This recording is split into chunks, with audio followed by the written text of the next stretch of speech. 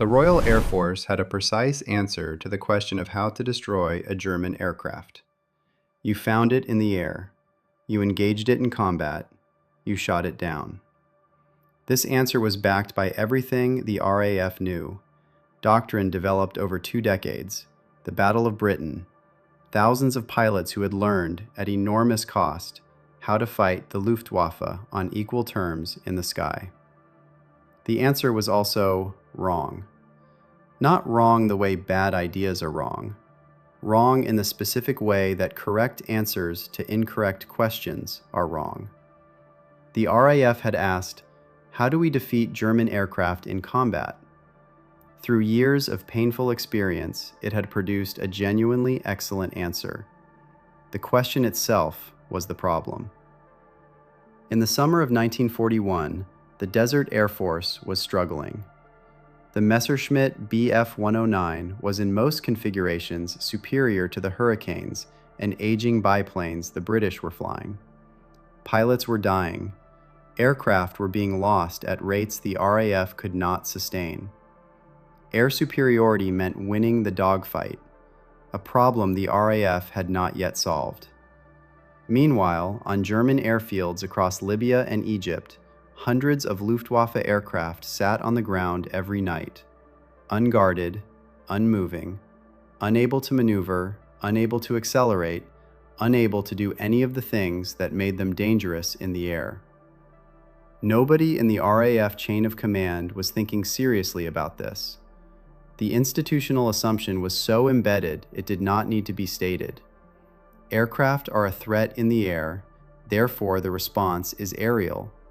You build fighters to defeat fighters. You train pilots to shoot down pilots. The entire apparatus of air warfare was organized around the assumption that the fight happened in the sky.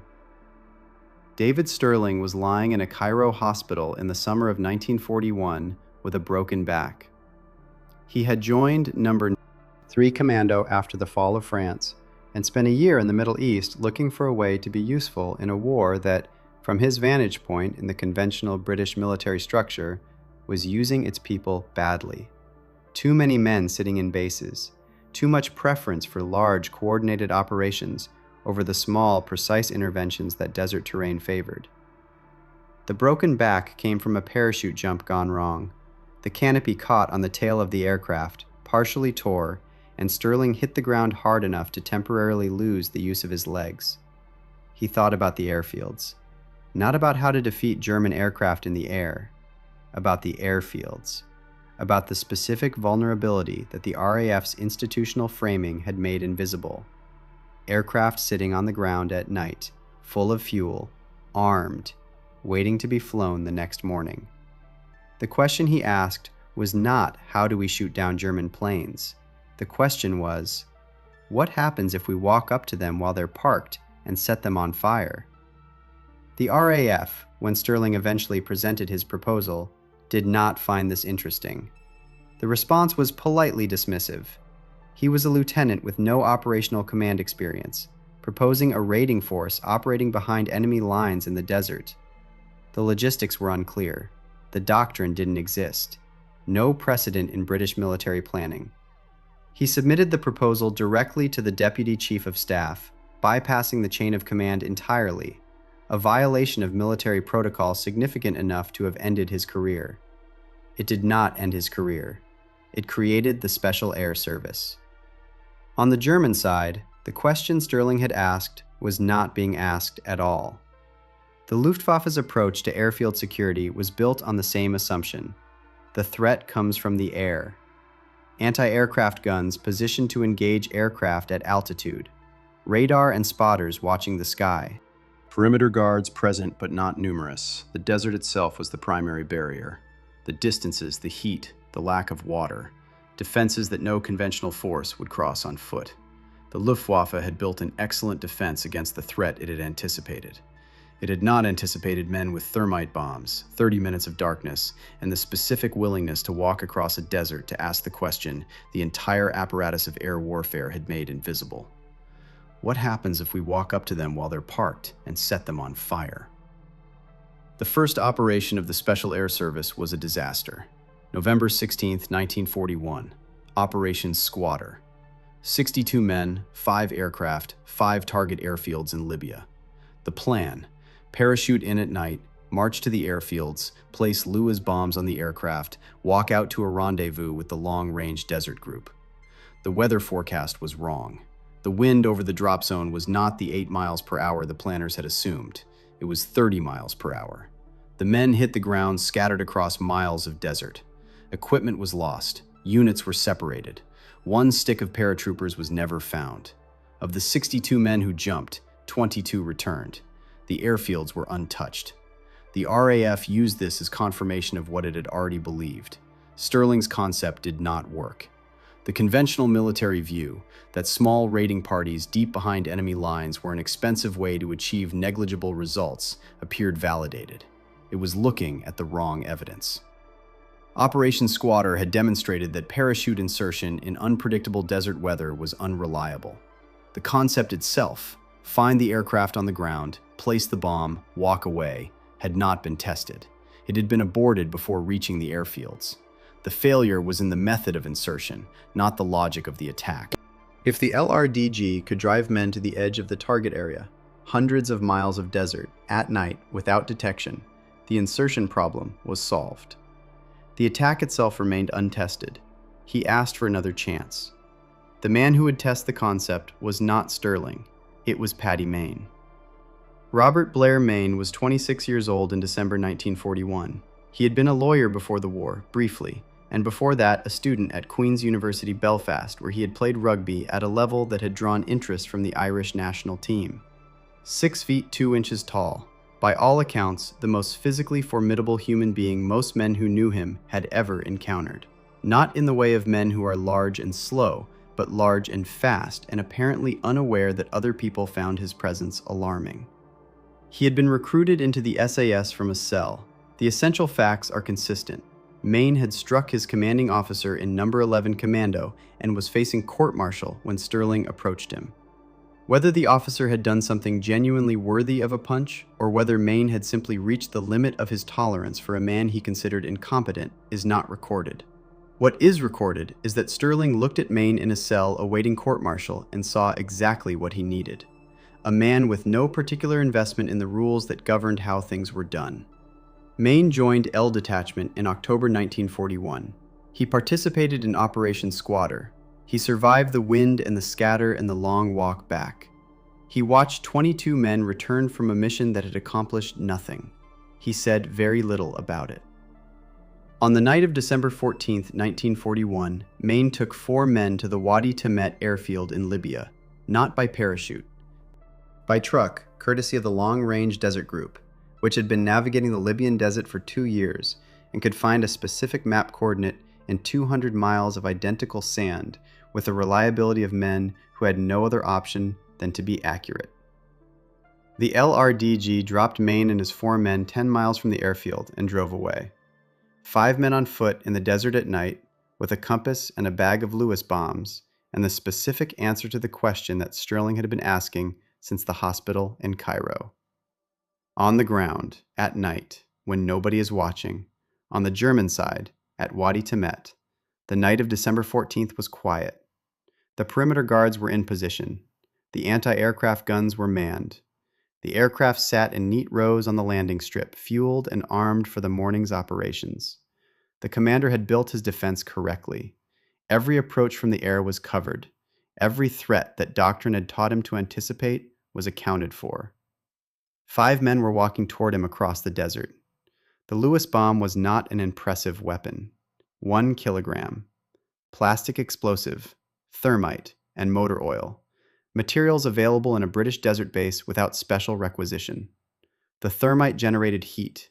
The plastic explosive provided concussion. The motor oil made it stick to whatever surface it was placed on, including the curved aluminum skin of a parked aircraft. Lieutenant Jock Lewis, a Welsh Guards officer who had joined L Detachment in its first weeks, had identified the specific problem Stirling's concept required solving. Small enough to carry several across miles of desert, reliable enough to detonate on a timer without supervision, hot enough to ignite aviation fuel through aluminum skin, simple enough to manufacture in a field kitchen. Timer, 30 minutes. Place the bomb, set the timer, walk away. By the time the thermite ignited, the men were gone. Not running, walking. Running attracted attention. Walking men in the desert at night were indistinguishable from the guards who were supposed to be there.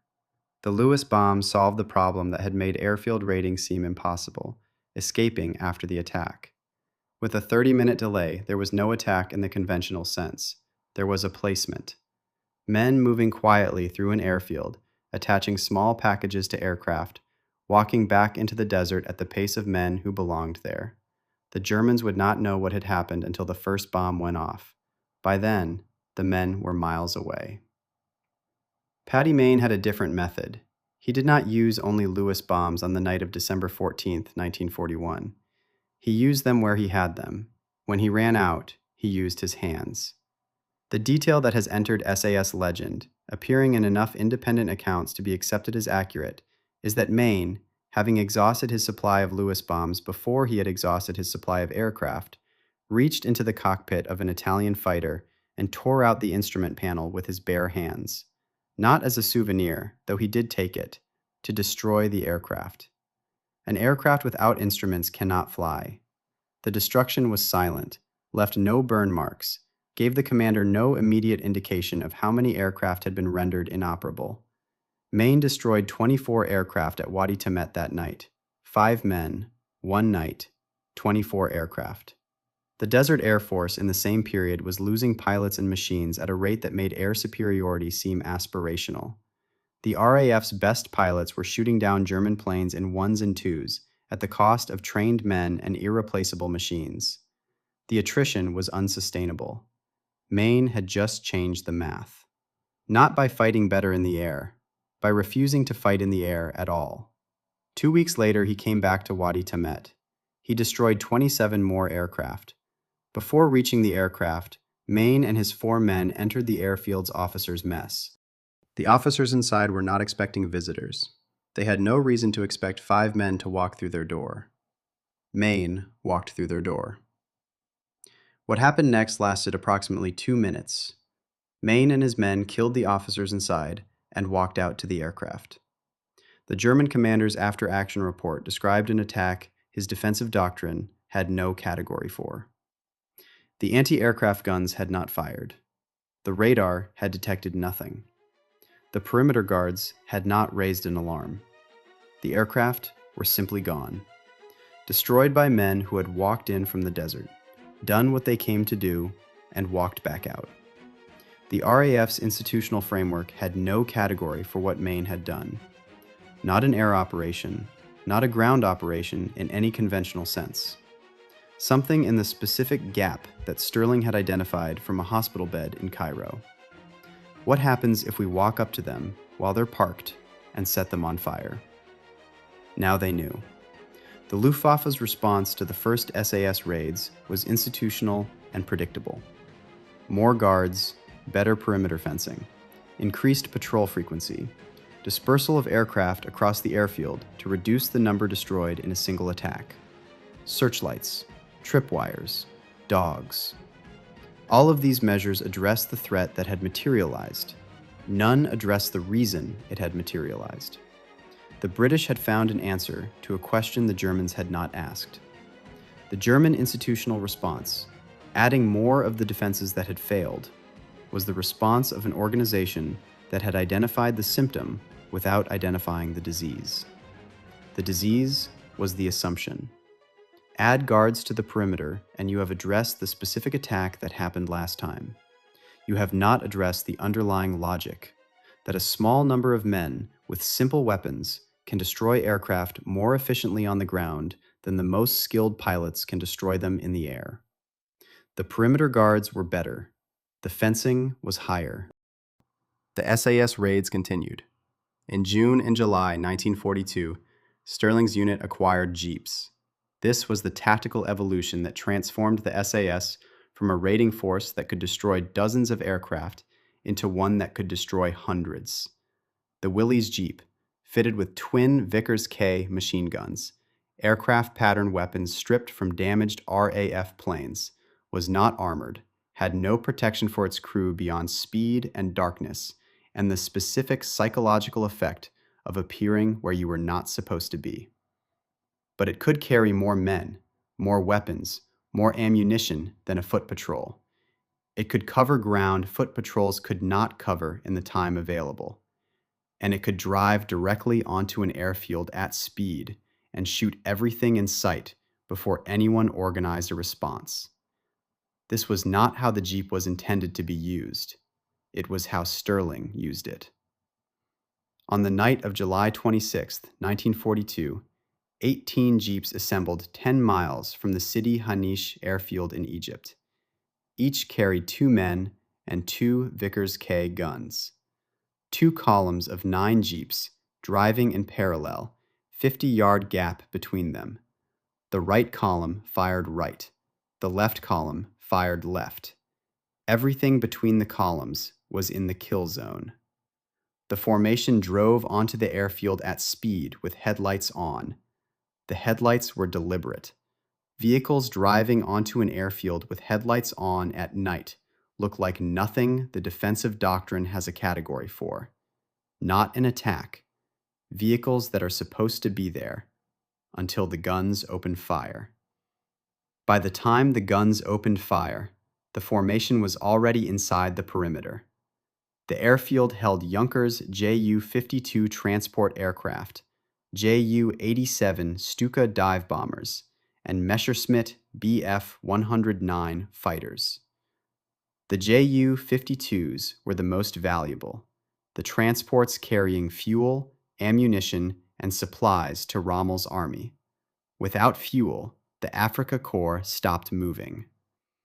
The 18 Jeeps drove through the rows of parked aircraft, guns firing continuously, tracer rounds igniting aviation.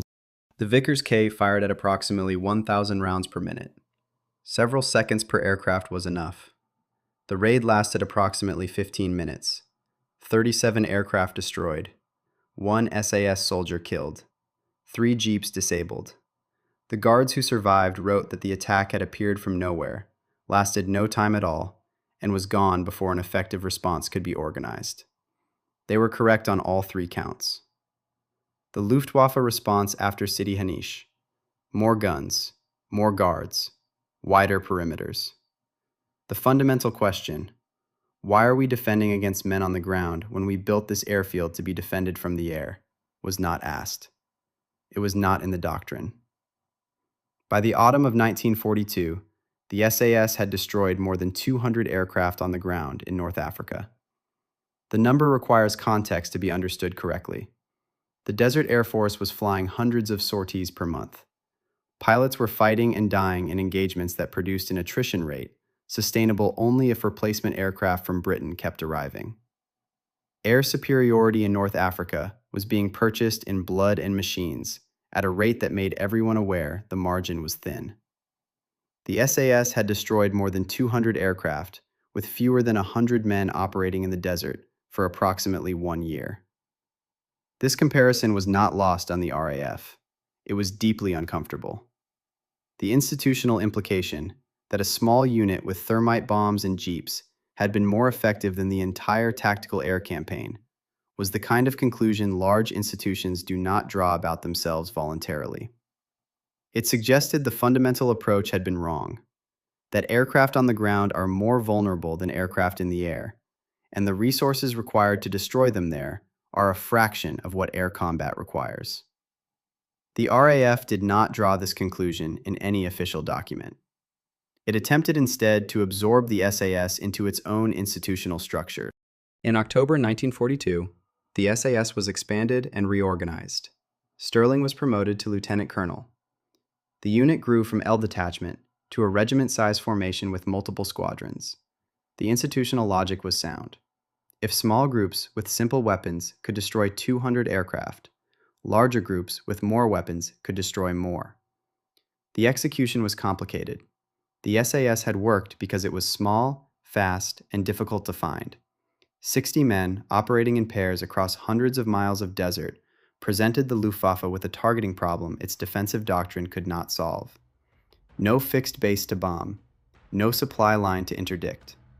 Men appearing and disappearing, attacking from directions that changed with each raid.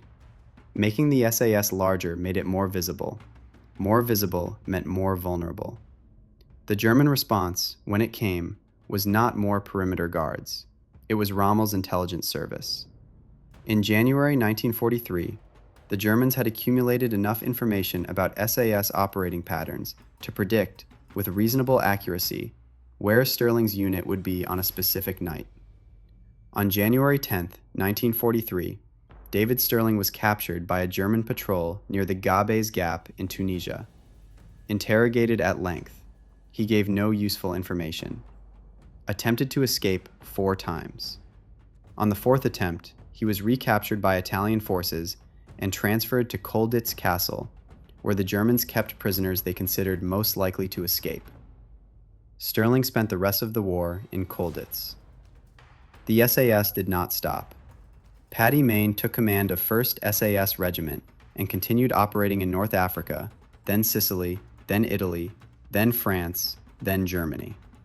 His personal tally of aircraft destroyed passed 100. It passed the record of every Allied fighter ace in the war, men who had spent years in cockpits, in aerial combat, trading their lives for the chance to shoot down one aircraft at a time. Mayne had not been in a cockpit. He had walked onto airfields at night, and the aircraft had not been there in the morning. The institutional comparison, fighter pilot versus ground raider, was one the RAF was not eager to make explicit. Fighter pilots were the heroes of the air war. They had won the Battle of Britain. They were, in the institutional mythology of the RAF, what the war in the air was about. Paddy Mayne had destroyed more of the enemy's aircraft than any of them. With a bomb the size of a brick and the willingness to walk towards something that everyone else was trying to defeat from the air. The question that the SAS raised, and that the RAF never formally answered, was not tactical. It was strategic. The tactical question was, how do you destroy aircraft? The SAS had answered it. Walk to the airfield at night, place the bomb, walk away. The answer was so simple that it was, in retrospect, embarrassing. Not embarrassing because it required unusual courage. It required extraordinary courage, and the men who did it were not pretending otherwise. Embarrassing because the logic was so elementary. Aircraft are vulnerable on the ground. They cannot maneuver. They cannot accelerate away from danger. They cannot use altitude and speed to dictate the terms of the engagement. They are aluminum cylinders full of aviation fuel sitting in rows in the desert, and a 1-kilogram device will destroy one as reliably as a Spitfire firing 8 machine guns in an aerial engagement at 400 miles per hour. The strategic question was, why had no one asked this before? Rommel, characteristically, understood it. After the war, he described the SAS raids as having caused more damage to Axis air power in North Africa than all Allied air operations combined. Not with admiration, with the professional frustration of a commander who had watched an enemy find a gap in his defenses that no doctrine had told him to cover. The answer to that question is the more interesting story, not because it reflects badly on the RAF, but because it illustrates a failure mode that large institutions consistently produce. The failure mode is this. The question that an institution asks determines the solutions it can see. The RAF asked, how do we win the air war? The answer the institution had developed over decades was organized entirely around one conception of what winning meant. Aircraft fight aircraft. Pilots defeat pilots. The war in the air is fought in the air. This framework was not wrong. It had produced the Battle of Britain. It had produced fighter pilots of genuine excellence who had fought the Luftwaffe to a standstill over England in 1940. The framework worked. But the framework had a boundary, and inside that boundary, there were things the institution could not see. The boundary was the sky. Everything below, the airfields, the fuel depots, the aircraft sitting in rows waiting to be flown, was outside the frame of the question the RAF was asking. Stirling saw it from a hospital bed with a broken back, not because he was smarter than the men running the RAF, because he was outside the institution. He had not been trained to ask the institutional question. He was a commando officer looking at a tactical problem from a direction the institution had not considered. This is not unusual. The people who identify institutional blind spots are almost never the institution's best performers. The best performers are best at solving the problems the institution has defined. They are, almost by definition, the people least likely to question the definition. The people who find the gap are the people outside the frame. Stirling was outside the frame. Mayne was further outside it still, a man in a cell facing court-martial who had demonstrated his indifference to institutional rules in the most direct way available. Together they had built a unit that answered a question the institution had not asked, and in doing so had destroyed more of the enemy's aircraft than the institution's best efforts had managed in the same period. The RAF's response, expanding the SAS, absorbing it, making it larger and more institutional, was the response the institution knew how to make. Replicate what worked at scale. What worked at scale was different from what had worked small. The SAS that fought in Normandy and beyond was a different organization from the L detachment that Mayne had led onto Wadi Tamit with 4 men and a bag of bombs. More capable in some ways, less like what it had been in the ways that had made it effective. This is what institutions do to the gaps they discover. They fill them. Sometimes filling the gap destroys it. Field Marshal Bernard Montgomery met David Stirling once before Stirling's capture. He described Stirling afterward as quite mad, quite mad. He added, in the way of British generals who have spent their careers inside institutions and encounter someone who operates outside them, that there is sometimes a place for mad people in wars. Montgomery was not wrong. He was also not entirely right. Stirling was not mad. He was operating from a different set of assumptions than the institution Montgomery commanded. The assumptions were simpler, more direct, and, in the specific conditions of the North African desert in 1941 and 1942, more effective. He had asked a question the institution had not asked. He had answered it. He had done this with a handful of men and equipment that cost a fraction of what the RAF was spending per aircraft destroyed in aerial combat. The madness, if there was madness, was not Stirling's. It was the institutional assumption that had made the question invisible for the 2 years before Stirling asked it. By the time of Stirling's capture in January 1943, the SAS had conducted more than 100 raids on Axis airfields and supply lines. The aircraft destroyed on the ground numbered more than 200. Some accounts put the total closer to 250. The same period saw the Desert Air Force conducting thousands of sorties. The aircraft it destroyed in aerial combat numbered fewer. This is the comparison the official histories handle carefully, and that deserves to be stated plainly.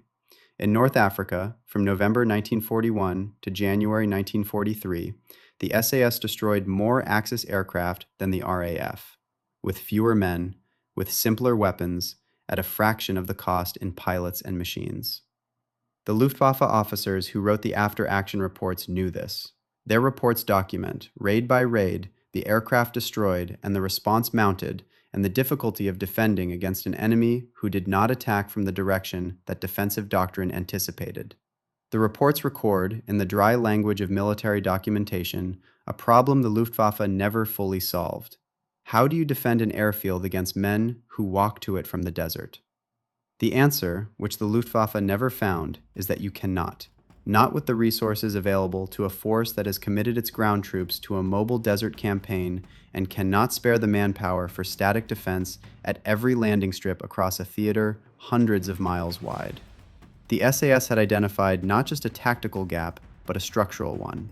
The gap between what the Luftwaffe needed to defend and what it had available to defend with. The desert itself was the gap. 200 miles of sand and heat and distance that made it impossible to maintain continuous surveillance, impossible to guarantee that a small group of men could not move through it undetected. The LRDG had been navigating that desert for 2 years. They knew where the water was. They knew which routes were passable. They knew how to move at night without lights and how to hide vehicles in daylight. The Luftwaffe's doctrine was built for European conditions, airfields in France and Germany, where the terrain was dense and populated, and a small group of saboteurs would have to penetrate civilian areas, cross roads, avoid towns, move through ground that could be monitored. The desert had none of these features.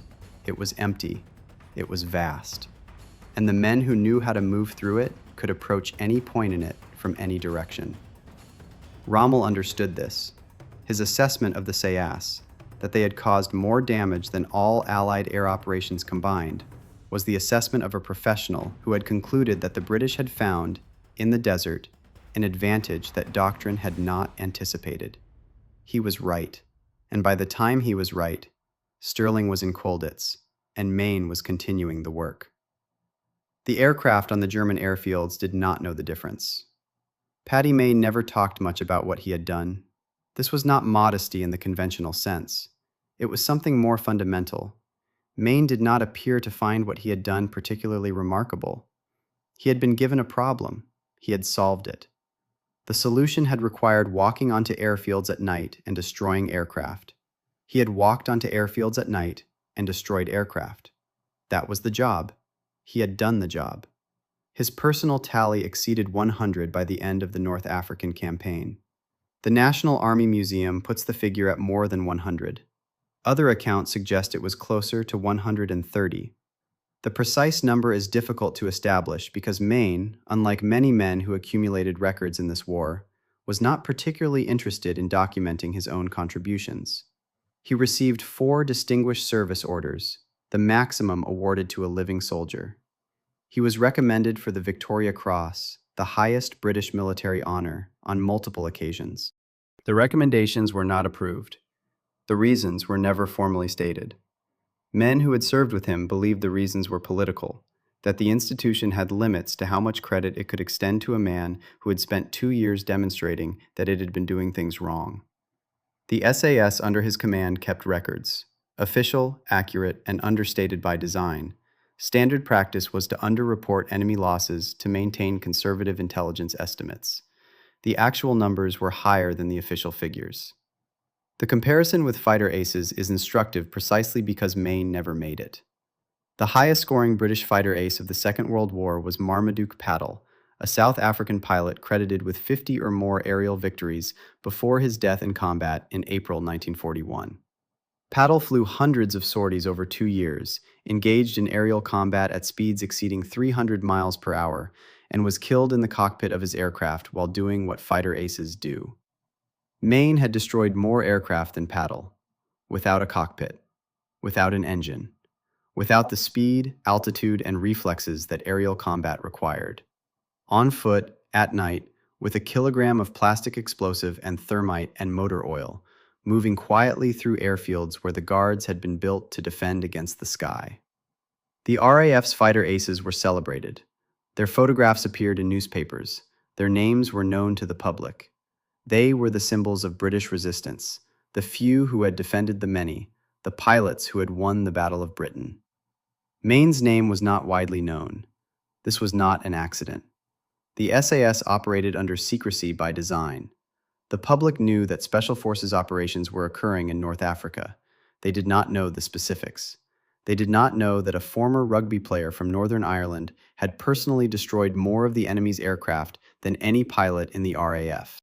The fighter ace is the hero of the air war. His weapon is the aircraft. His battlefield is the sky. His victories are achieved through the mastery of a machine and the willingness to risk death in the most technically demanding form of combat the war produced. Mayne's weapon was a kilogram of homemade explosive and the willingness to walk towards something in the dark. His victories were achieved not through the mastery of a machine, but through the identification of the gap that the machine's mastery had made everyone else unable to see. The gap between the sky, where air power was fought, and the ground, where air power parked at night and waited for morning. The gap that Stirling had seen from a hospital bed.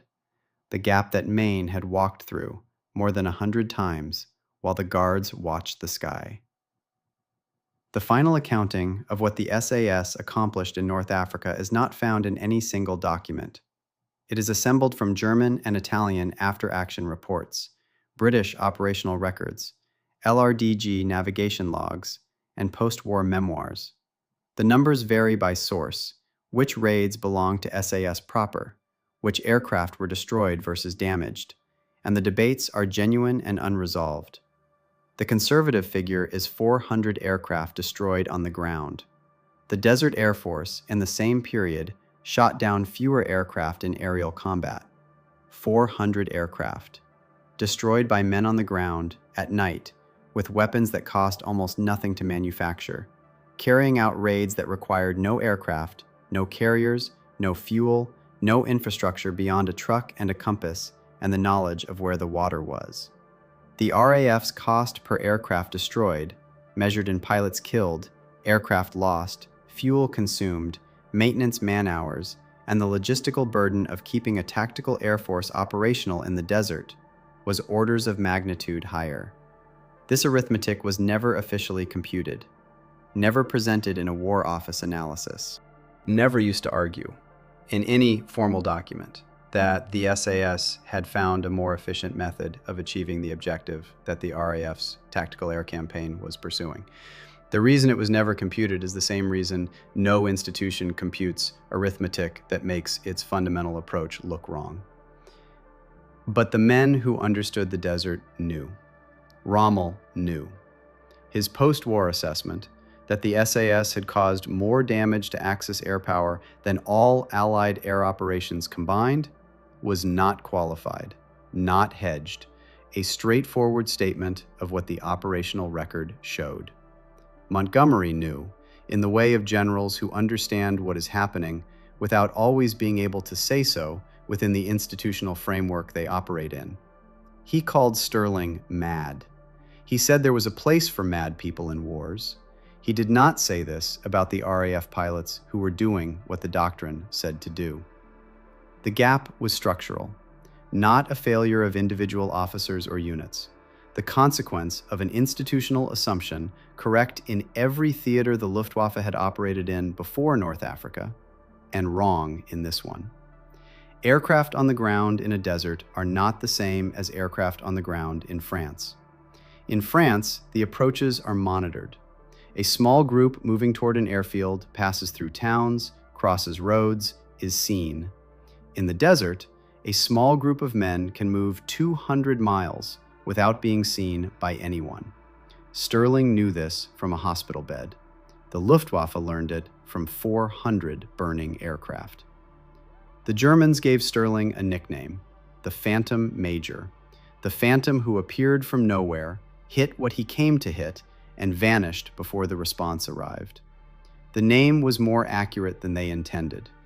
A phantom is something you cannot defend against because your defense was built for things that come from the directions your doctrine anticipated, at the altitudes your guns were built to reach. There is one more number. In the entire North African campaign, the SAS lost fewer than 50 men killed in action. The Desert Air Force lost hundreds of pilots.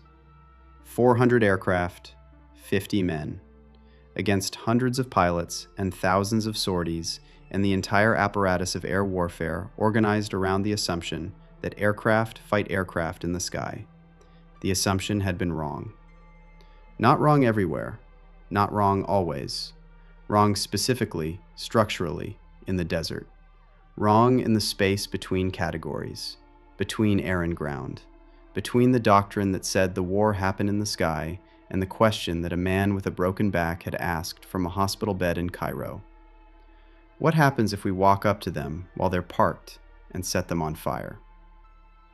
David Stirling was liberated from Colditz Castle on April 15, 1945. He had spent 2 years and 3 months as a prisoner. He had attempted to escape 4 times. He had been moved to Colditz because the Germans considered him too dangerous to keep anywhere else, a judgment that was, in its way, a more accurate assessment of what he had built than any official British evaluation. The war in Europe ended 23 days after his liberation. He went home to Scotland. He started businesses.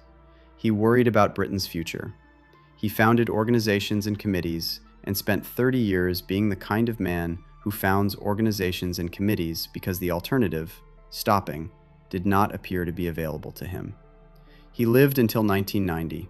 He was knighted in the New Year Honors List that year, at the age of 74, for services to the military. He died 8 months later. The SAS he had created in a Cairo hospital bed in 1941 still exists. It is still based at Stirling Lines, named for him in 1984. It is still organized around the principle he had derived from a broken back and a question the institutional apparatus of air warfare had not thought to ask. Small groups, simple weapons, the specific vulnerability that the opponent has not been trained to defend. Paddy Mayne went home to Northern Ireland after the war. He practiced law briefly. He drove fast cars. He drank heavily, as men who have done what he had done sometimes do. He was killed in a car accident in 1955, 40 years old, on a road near his home in Newtown Ards. He had 4 distinguished service orders, the maximum awarded to a living soldier.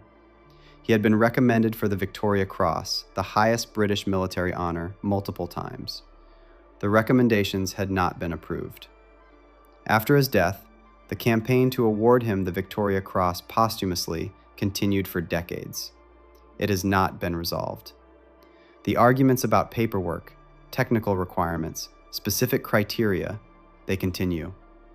The institution that declined to give him the Victoria Cross while he was alive continues to find reasons not to give it to him after his death. This is what institutions do with the people who find the gaps. They use the gaps. They close them. They incorporate the method. They build the SAS into a regiment and give it a barracks named after its founder. They write the doctrine for small unit raiding operations into the military manuals. They teach it at staff college. And they find reasons not to fully acknowledge the people who demonstrated, at the cost of institutional embarrassment, that the fundamental approach had been wrong. Stirling got the knighthood 30 years later. Mayne is still waiting for the Victoria Cross. The institution moves at its own pace. It always does. The RAF counted its victories in dogfights at altitude. It was the right question for most of the war. It was the wrong question in the desert in 1941, when Stirling was lying in a hospital bed thinking about what the institutional framing had made invisible. Aircraft on the ground, full of fuel, in rows, at night, guarded by men who had been trained to look at the sky. 2 years, more than 100 raids, 400 aircraft, fewer than 50 men lost. The institution never computed the arithmetic officially. It knew what the arithmetic showed. The 400 aircraft were simply gone, destroyed by men who had refused to ask the question the institution had been asking, who had asked instead, where is the opponent most vulnerable? Not in the air, not at altitude, not in the dogfight that the entire apparatus of air warfare had been built to win. On the ground, in the dark. In the hours before dawn, when the desert was still and the airfields were full, and the guards were watching the sky, and the aircraft were sitting in rows waiting for morning. The RAF counted its victories in dogfights at altitude. Stirling counted his in the silence before dawn, when the only sounds were footsteps in sand and the faint ticking of a timer set for 30 minutes. Paddy Mayne destroyed more aircraft than any Allied fighter ace in the Second World War. He never fired a shot from the air.